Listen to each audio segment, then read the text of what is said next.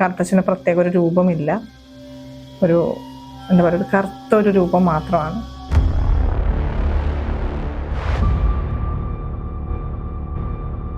നമുക്ക് വേറൊരു ആപത്തൊന്നും ഉണ്ടാകാൻ കറുത്തച്ഛൻ സമ്മതിക്കില്ല. ആദ്യമായിട്ട് കറുത്തച്ഛനെ പൂജ ചെയ്തപ്പോ എന്തായിരുന്നു തോന്നിയത്?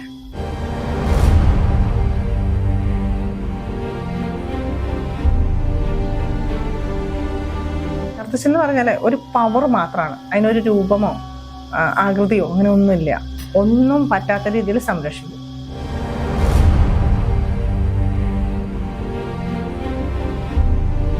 എന്തെങ്കിലും ബിസിനസ് ആവശ്യത്തിന് പുറത്ത് പോകുമ്പോൾ നമ്മൾ കറുത്തച്ഛ കാത്തോളണേ എന്ന് പറഞ്ഞിട്ടായിരിക്കുമല്ലോ നമ്മൾ ഇറങ്ങുന്നത്. ആ ഒരു സംരക്ഷണം നമുക്ക് ഉറപ്പായിട്ടും ഉണ്ടാവും. നിങ്ങൾക്ക് ആ ഒരു എനർജിയുടെ എഫക്റ്റുകൾ കിട്ടാതിരിക്കാൻ നിങ്ങൾക്ക് ഒരു പ്രൊട്ടക്ഷൻ ആവാൻ കറുത്തച്ഛന് കഴിയുമോ? അപ്പൊ എന്നോട് പറഞ്ഞു, രാത്രി ഞാൻ ഒരു കറുത്ത രൂപം കണ്ടു, സ്വപ്നം കണ്ടു, മൊത്തം പൊള്ളി, ഇവിടെ നിന്ന് ഇവിടം വരെ പൊള്ളിയതാ, ഒന്നും സംഭവിച്ചില്ല. നമസ്കാരം. നമസ്കാരം.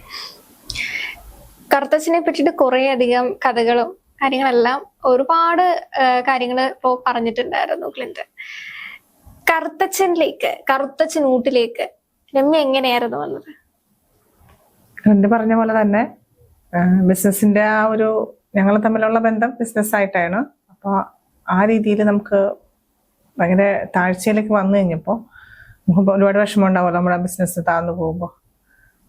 അപ്പോൾ ക്ലിന്റാണ് പറഞ്ഞ ഇങ്ങനെ ഇതുണ്ട്, നിനക്ക് താല്പര്യം ഉണ്ടെങ്കിൽ ഉപാസിക്കാം.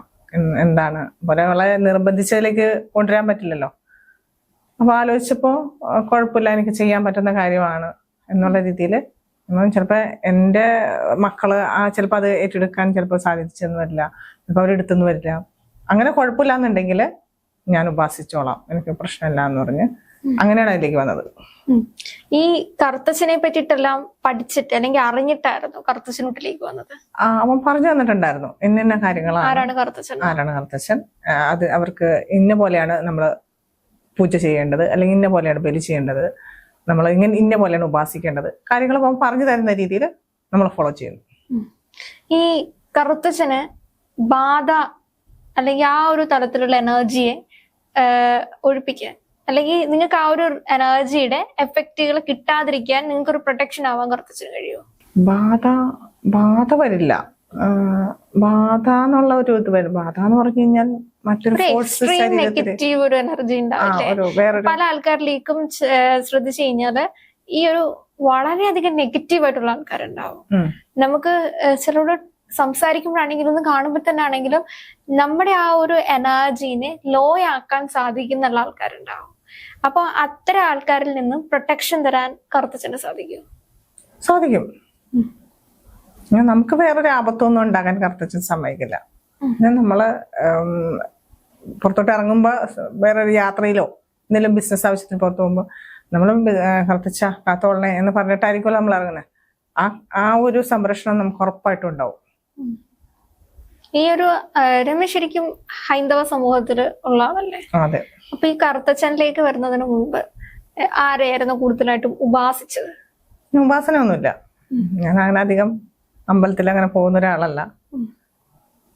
നമ്മുടെ മനസ്സാണ് നമ്മുടെ ദൈവം എന്ന് വിശ്വസിക്കുന്ന ഒരാളാണ്. എന്നുവെച്ചാൽ നമ്മൾ നന്മ ചെയ്യുന്നുണ്ടെങ്കിൽ നമുക്കതിന്റെ ആ ഫലം നമുക്ക് കിട്ടും. അമ്പലത്തിൽ പോയി പ്രാർത്ഥിച്ചാൽ നന്മ കിട്ടും എന്നല്ല അതിൻ്റെ ഒരു ഇത്. എൻ്റെ മനസ്സാണ് ഞാൻ പറയുന്നത് കേട്ടോ, മറ്റുള്ളവരങ്ങനെ ആവണം എന്നല്ല ഞാൻ പറയുന്നത്. ഞാൻ ആ ഒരു സ്വഭാവക്കാരിയാണ്. എന്നുവെച്ചാൽ എപ്പോഴും അമ്പലത്തിൽ പോവില്ല, ചില ടൈമിൽ മാത്രം, ചിലപ്പോൾ മാത്രം. പിന്നെ അധികവും എന്നുവെച്ചാൽ എനിക്കൊരു ബ്രദർ ഉണ്ടായിരുന്നു, പുള്ളി ഒരു ആക്സിഡന്റിൽ മരിച്ചു. അതിൽ പിന്നെ അധികം അങ്ങനെ അമ്പലത്തിലൊന്നും പോകാറില്ല. അമ്പലത്തിൽ കൊട്ടാനൊക്കെ പോയിക്കൊണ്ടിരുന്ന ഒരു ഇതായിരുന്നു. മരിച്ചു കഴിഞ്ഞ് ഇപ്പോൾ ഏകദേശം 16 വർഷത്തോളം ആവുന്നുണ്ട് മരിച്ചിട്ട്. അതോടുകൂടി അമ്പലത്തിൽ പോക്ക് കുറച്ചു. അങ്ങനെ ഇങ്ങനെ ഉത്സവങ്ങൾ അങ്ങനെയുള്ള ഇതിൽ സംബന്ധിക്കാണ്ടായി. പിന്നീട് അവന്റെ സ്നാത്തത്തിന് മാത്രം അമ്പലത്തിൽ പോകുന്ന അങ്ങനെ ഒരു പതിവായി. പിന്നെ ഹസ്ബൻഡ് എങ്ങാനും ശബരിമലയ്ക്കൊക്കെ പോകുന്നുണ്ടെങ്കിൽ ഒന്ന് പോയി തൊഴുക, അങ്ങനെ വളരെ അപൂർവമായി അമ്പലത്തിലൊക്കെ പോകല്. എന്ന് വെച്ചിട്ട് ഞാൻ നിരീശ്വരവാദിയാണെന്നല്ല പറയുന്നത്, അങ്ങോട്ട് കുറഞ്ഞു. പിന്നെ കറുത്തച്ഛനിലേക്ക് പൂജ ആയപ്പോ പിന്നെ ഫുള്ളായിട്ട് ഒഴിവാക്കി. ആദ്യമായിട്ട് കറുത്തച്ഛനെ പൂജ ചെയ്തപ്പോ എന്തായിരുന്നു തോന്നിയത്?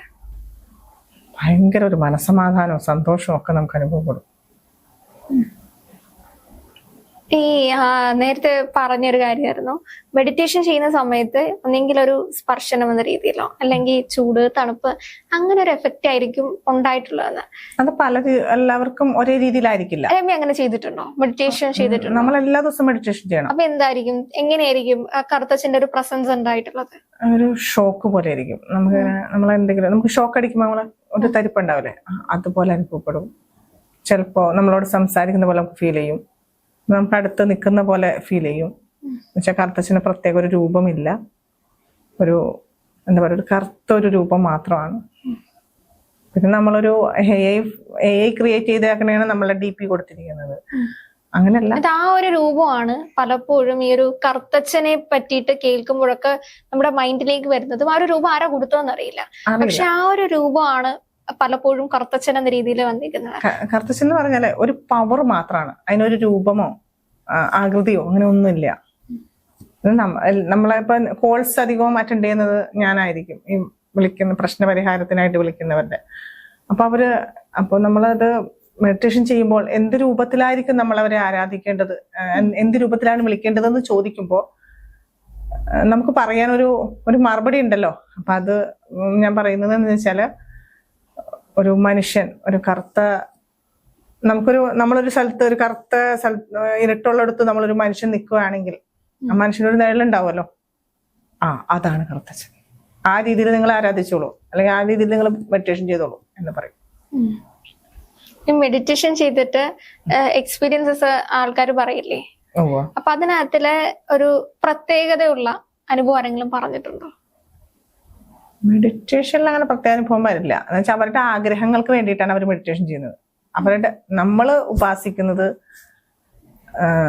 കറുത്തച്ഛൻ നമ്മളെ സംരക്ഷിക്കാൻ, അല്ലെങ്കിൽ നമുക്ക് ജീവിക്കാനുള്ള ഇത് എന്ന് വെച്ചാല് ബിസിനസ് പരമായിട്ട് ജോലി ചെയ്താലാണല്ലോ നമുക്ക് ജീവിക്കാൻ സാധിക്കുകയുള്ളൂ. നമ്മുടെ ജോലി, നമ്മൾ ഈ ചെയ്യുന്ന പ്രവൃത്തിയിൽ നിന്ന് നമുക്ക് പൈസയൊന്നും മേടിക്കുന്നില്ല, ക്യാഷ് സംബന്ധമായിട്ടുള്ള ഒരു കാര്യങ്ങളും നമ്മൾ അവരിൽ നിന്ന് മേടിക്കുന്നില്ല. അപ്പൊ നമുക്ക് നമ്മളെ ഹസ്ബൻഡായിട്ടും മക്കളായിട്ടും ജീവിക്കണമെങ്കിൽ ക്യാഷ് വേണമല്ലോ, അപ്പൊ ബിസിനസ് ചെയ്യണം. അപ്പൊ ഈ ബിസിനസ്സിൽ കറുത്തച്ഛൻ നമ്മളെ ഹെൽപ്പ് ചെയ്യുന്നു, അതല്ലാതെ മറ്റൊന്നും ഇതില്ലല്ലോ.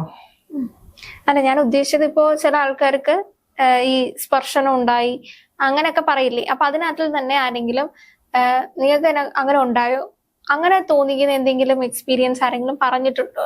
ഒരു സ്ത്രീ, അവരെ എന്നെ വിളിക്കുന്ന, അവരുടെ പേരോ അഡ്രസ്സോ സ്ഥലങ്ങളോ ഒന്നും പറയുന്നില്ല, അവര് എന്നെ വിളിച്ചിട്ടുണ്ടായിരുന്നു. അപ്പൊ ഞാൻ ഈ മെഡിറ്റേഷൻ മുടങ്ങി കഴിഞ്ഞാൽ പ്രശ്നങ്ങളുണ്ടാവും, മുടക്കാൻ പാടില്ല.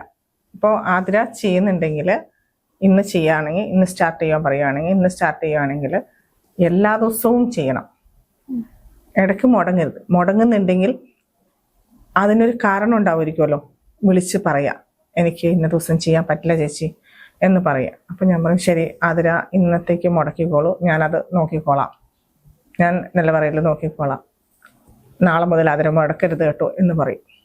അത് പറയാതെ ഇടയ്ക്ക് വെച്ചെങ്ങനെ മുടങ്ങും, ഇത് പറയില്ല, വിളിച്ചു പറയാൻ മറന്നുപോകും. അപ്പോൾ ഒരു ദിവസം എന്നെ വിളിച്ചിട്ട് പറഞ്ഞു, എൻ്റെ ചേച്ചി ഞാൻ ആകെ പേടിച്ചു, എനിക്കിന്ന് രാത്രി ഉറങ്ങാൻ പറ്റണില്ല, എനിക്ക് ഭയങ്കര ബുദ്ധിമുട്ടാണ്, എന്നെ ഒന്ന് ഹെൽപ്പ് ചെയ്യാന്നൊക്കെ പറഞ്ഞിട്ട് വിളിച്ചു. അപ്പോൾ ഞാൻ എന്താണ് കാര്യമെന്ന് ചോദിച്ചപ്പോഴാണ് പറഞ്ഞു, എനിക്ക് മെഡിറ്റേഷൻ മുടങ്ങി, അവർക്കെന്താ സുഖം ഉണ്ടായിരുന്നില്ല, മുടങ്ങി. അപ്പം ഞാൻ പറഞ്ഞു, സാരമില്ല, അസുഖമില്ലാത്ത കാര്യം പ്രശ്നമല്ല, മനഃപൂർവ്വം മുടക്കുന്നതും അറിയാതെ മുടങ്ങുന്നതും തമ്മിൽ വ്യത്യാസമില്ലേ, സാരമില്ല, ഞാൻ നോക്കിക്കോളാം എന്ന് പറഞ്ഞു. അപ്പം എന്നോട് പറഞ്ഞു, രാത്രി ഞാൻ ഒരു കറുത്ത രൂപം കണ്ടു, സ്വപ്നം കണ്ടു, ഇവർ കിടന്ന് ഒച്ച ഉണ്ടാക്കി. അപ്പൊ അടുത്ത റൂമിൽ നിന്ന് മകൻ ഓടി വന്ന് എന്താണ് അമ്മയെന്ന് ചോദിച്ചിട്ട്, കുട്ടിയാണ് അടുത്ത് നിൽക്കുന്നതെങ്കിലും ആ കുട്ടിയെ കാണുന്നത് കറുത്തച്ഛനായിട്ടാണ് കാണുന്നത്, ഭയങ്കരമായിട്ട് പേടിച്ചു എങ്ങനെയൊക്കെ പറഞ്ഞു. കറുത്തച്ഛനെ ഉപദ്രവിക്കില്ല, നിങ്ങളെ ഹെൽപ്പ് ചെയ്യുന്ന ആള് നിങ്ങളെ ഉപദ്രവിക്കുവോ? ഇല്ല, നിങ്ങളുടെ മനസ്സിലെ ഭയമാണത്, പേടിക്കണ്ട, കുഴപ്പമൊന്നുമില്ല. അപ്പൊ കറുത്തച്ഛൻ എന്തോ സുഖമില്ലാതെ കിടക്കുവാട്ടായിരുന്നു തോന്നുന്നവര്,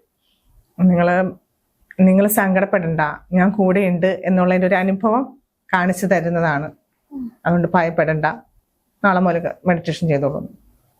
പിന്നീട് അവർ സ്റ്റാർട്ട് ചെയ്തു, കുഴപ്പമുണ്ടായി.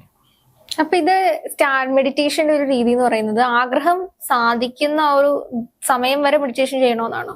ആഗ്രഹം സാധിച്ച് കറുത്തച്ഛന് നന്ദി സൂചകമായി പൈസ ഇട്ട് ഞങ്ങൾ അവരുടെ പേരിൽ പൂജ ചെയ്യും, അതിനുശേഷം മെഡിറ്റേഷൻ നിർത്താവുള്ളൂ.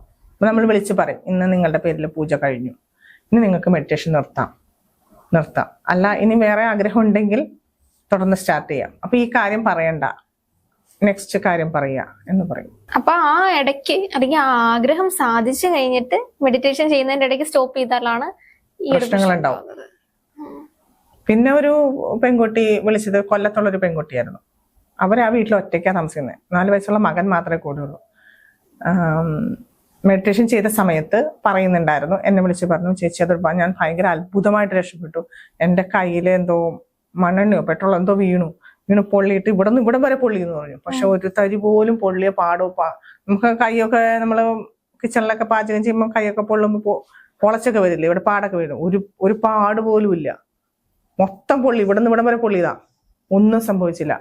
അത് വീണ് മണ്ണെണ്ണ ആണെങ്കിൽ പെട്രോൾ എന്തോ വീണു എന്ന് വെച്ചാൽ തീ കത്തിക്കാനോ എന്തോ തീ പിടിപ്പിക്കാനായിട്ട് നമ്മള് ഡീസലൊക്കെ ഒഴിച്ചിട്ട് നമ്മൾ തീ പിടിപ്പിക്കില്ലേ, അങ്ങനെ ഡീസൽ ഒഴിച്ചു കഴിഞ്ഞിട്ട് ആ ഡീസൽ കയ്യില് വീണു.